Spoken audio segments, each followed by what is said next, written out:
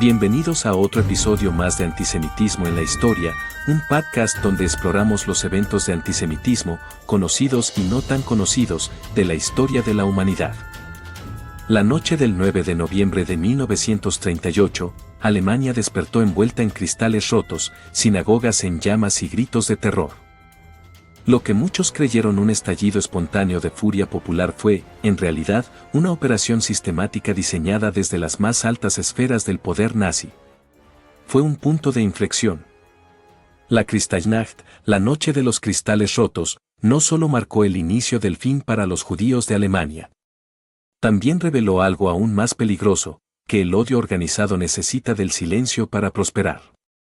Y cuando el silencio se vuelve norma, el antisemitismo se convierte en ley.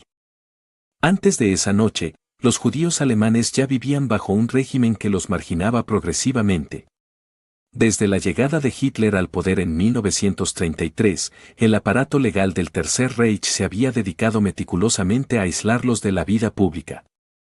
Las leyes de Nuremberg de 1935 les arrebataron la ciudadanía y prohibieron los matrimonios mixtos. La propaganda los deshumanizaba. Los periódicos, los panfletos y las películas los retrataban como parásitos, criminales, enemigos internos. No eran ciudadanos. No eran vecinos. Eran un problema. La economía también los fue expulsando. Médicos, abogados, profesores y empresarios judíos vieron cómo se les quitaban licencias, clientes y medios de sustento. En muchos casos, los alemanes no judíos ocupaban sus lugares. Y aunque hubo quienes se escandalizaron, la mayoría simplemente se adaptó. Se acostumbraron a vivir sin ellos, o encima de ellos. Era más fácil no mirar. Más cómodo no preguntar. Entonces llegó el pretexto. El 7 de noviembre de 1938, Herschel Greenspan, un joven judío polaco de 17 años, desesperado por la deportación de su familia desde Alemania a la frontera polaca, disparó contra Ernst van Rath, un diplomático alemán en París. Van Rath murió 2 días después. Los nazis no tardaron en presentar el hecho como un ataque de todo el pueblo judío contra Alemania. Era la excusa que esperaban. Joseph Goebbels, ministro de propaganda, pronunció un discurso incendiario la misma noche del 9 de noviembre ante altos miembros del partido, y dejó claro, de forma apenas velada, que la respuesta debía ser contundente y violenta. Esa noche, comenzó la Kristallnacht. En más de 1000 localidades alemanas y austríacas, bandas organizadas de las SA, las SS y simpatizantes del régimen destruyeron más de 7000 negocios de propiedad judía. Rompieron vitrinas, saquearon mercancías, vandalizaron fachadas. Más de 250 sinagogas fueron incendiadas, muchas con los rollos de la Torá aún dentro. Cementerios judíos fueron profanados. Hogares privados fueron invadidos. Judíos fueron golpeados en las calles. Al menos 91 personas fueron asesinadas. Otras 30.000 fueron arrestadas y deportadas a campos de concentración como Dachau, Buchenwald y Sachsenhausen. Lo más escalofriante no fue solo la violencia, sino su coreografía. Los bomberos solo acudían a los incendios y amenazaban con extenderse a propiedades no judías. La policía no detuvo a los atacantes. Al contrario, detuvo a las víctimas. Los vecinos miraban desde sus ventanas, algunos con temor, otros con satisfacción. Pocos intervinieron. La orden tácita era clara: dejar hacer. El 11 de noviembre, Hermann Göring presidió una reunión para calcular los daños. No para castigar a los responsables, sino para decidir cómo castigar a los judíos por lo que se les había hecho. Se impuso una multa colectiva de 1.000 millones de marcos del Reich a toda la comunidad judía alemana. Además, se aceleró el proceso de arianización económica, los negocios que aún sobrevivían serían transferidos forzosamente a manos no judías. Las aseguradoras no cubrirían los daños. Y las sinagogas destruidas no serían reconstruidas. En cuestión de días, miles de judíos que aún pensaban que podían vivir en Alemania comprendieron que no había retorno. La Kristallnacht no fue solo un pogromo. Fue un anuncio. El Estado no solo permitía el odio. Lo organizaba. Lo dirigía. Lo legitimaba. Y lo financiaba. Pero detrás de toda esa violencia, había otra fuerza que hizo posible que todo ocurriera: el silencio. El silencio de los jueces, que no abrieron procesos. El silencio de los periodistas, que repitieron la narrativa oficial.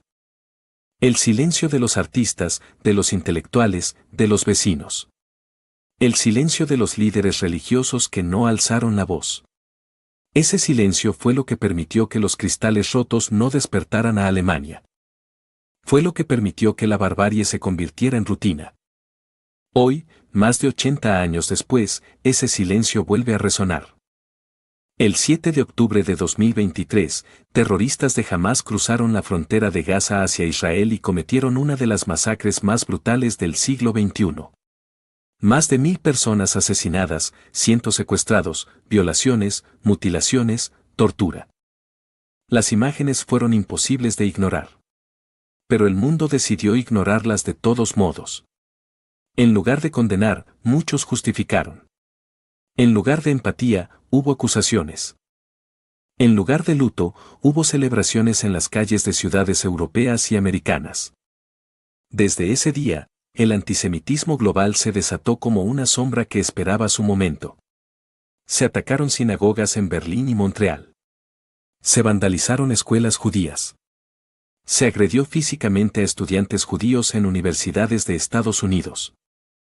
Se publicaron carteles antisemitas en marchas supuestamente pro derechos humanos. Se normalizó el discurso de odio, envuelto en causas nobles. Como si el dolor judío fuera menos válido. Como si la existencia judía fuera negociable. Y de nuevo, el silencio. Universidades que no expulsan a los agresores. Gobiernos que no nombran a las víctimas.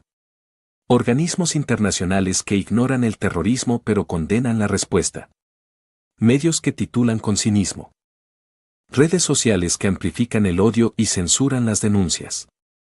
Plataformas que permiten decir del río al mar pero bloquean una estrella de David. Las similitudes con 1938 no son literales, pero son profundas. En ambos casos, un hecho violento fue manipulado para justificar una oleada de antisemitismo. En ambos casos, las autoridades eligieron no actuar o actuar contra las víctimas. En ambos casos, los agresores no fueron castigados. Y en ambos casos, la pasividad generalizada permitió que lo inaceptable se convirtiera en rutina. Hay quienes piensan que la historia avanza. Que hemos aprendido. Que el Holocausto dejó lecciones claras. Pero la Kristallnacht nos enseña que la barbarie no empieza de golpe. Empieza cuando se rompe una ventana y nadie dice nada. Cuando se quema una sinagoga y nadie lo denuncia.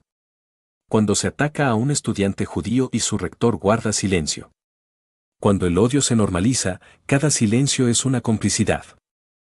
Por eso, no podemos quedarnos callados. Hablar no es un acto menor. Es una defensa. Es una advertencia. Es un acto de memoria y un acto de responsabilidad. Porque cada vez que una comunidad judía se ve obligada a esconderse, el mundo retrocede. Porque cada vez que callamos ante el odio, la historia se prepara para repetirse. La Kristallnacht ocurrió porque el odio fue orquestado, sí. Pero también porque fue permitido. Y esa es la parte que todavía podemos evitar. Gracias por escuchar este episodio de Antisemitismo en la Historia. Si este contenido te pareció importante, compártelo. Porque mientras más seamos los que no callamos, menos espacio habrá para que el antisemitismo crezca.